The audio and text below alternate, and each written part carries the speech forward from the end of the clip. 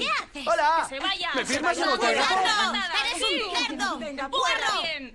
¡Venga, venga! And I need you now tonight. ¡Tony!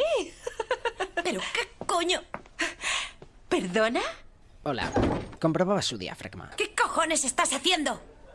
Es solo una actuación, cielo. ¿Qué pasa? ¡Y una polla, Tony! ¡Eres lo peor! ¡Joder! ¡Eres un cerdo cabrón! Toma. ¡Que te jodan! ¿Un peluchito? ¡Mi osito de la suerte! ¡Que te jodan a ti también, cerda! O sea, Michelle, no entiendo por qué te estás poniendo así. ¡Pedazo de zorra! ¡Lo has hecho ante mis propios ojos! Los episodios de paranoia son síntomas de un abanico de problemas emocionales o mentales. Igual, o sea, necesitas ayuda.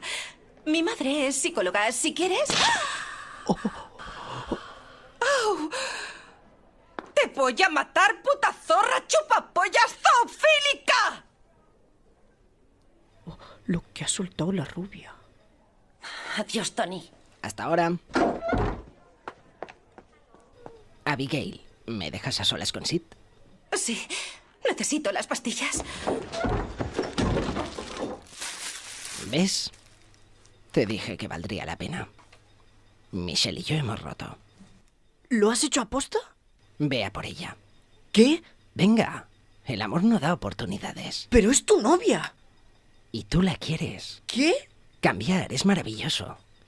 Mira, las partículas subatómicas no obedecen a las leyes físicas. Actúan según el cambio. El caos, la coincidencia, van sin rumbo por el universo y cuando se juntan, ¡pam!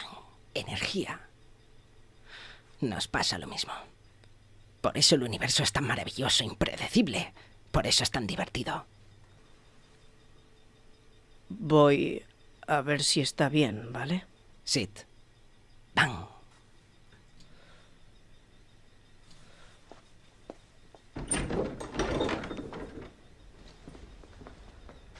Michelle nunca se tiraría a un animal.